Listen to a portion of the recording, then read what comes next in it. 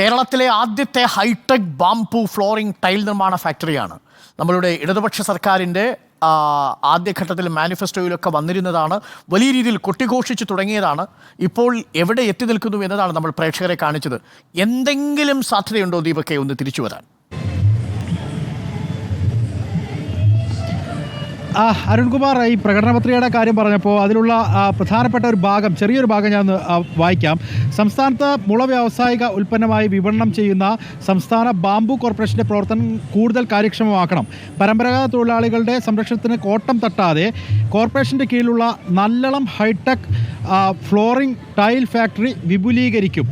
ഇതായിരുന്നു ഒരു വാഗ്ദാനം. പക്ഷേ അക്ഷരാർത്ഥത്തിൽ സംഭവിച്ചത് അതിൻ്റെ വിപുലീകരണമല്ല, നശീകരണമാണ് ഉണ്ടാകുന്നത് എന്നുള്ളതാണ്.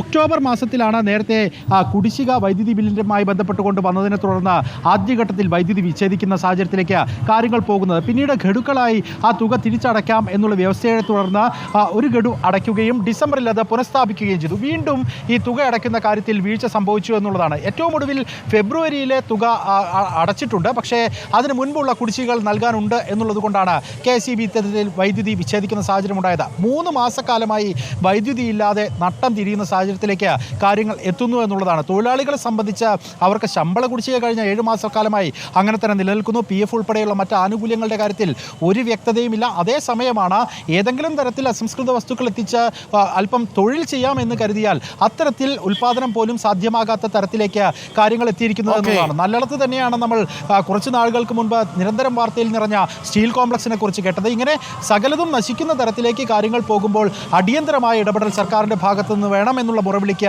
ഇപ്പോഴും ഒരു ഭാഗത്തു നിന്നും ചെവി കൊടുക്കുന്നില്ല എന്നുള്ളതാണ് ഏറ്റവും ദുഃഖകരമായ കാര്യം. തീർച്ചയായിട്ടും ദുഃഖകരമായ കാര്യമാണ്. ഹൈടെക് ബാംബു ഫ്ലോറിംഗ് ടൈൽ നിർമ്മാണ ഫാക്ടറി, അവിടെ പണിയെടുത്തിരുന്ന തൊഴിലാളികൾ, അവരുടെ കുടുംബം, അവരോടൊക്കെ നമ്മൾ ഐക്യപ്പെടുകയാണ്. സർക്കാരിന് എന്തെങ്കിലും ചെയ്യാൻ കഴിയുമെങ്കിൽ അത് വേരറ്റു പോകാത്ത വിധത്തിൽ ഒന്ന് സഹായിക്കണം എന്നത് മാത്രമേ നമുക്ക് അഭ്യർത്ഥിക്കാനുള്ളൂ. സർക്കാരിൻ്റെ സാമ്പത്തിക പ്രതിസന്ധിയുണ്ട് എങ്കിൽ പോലും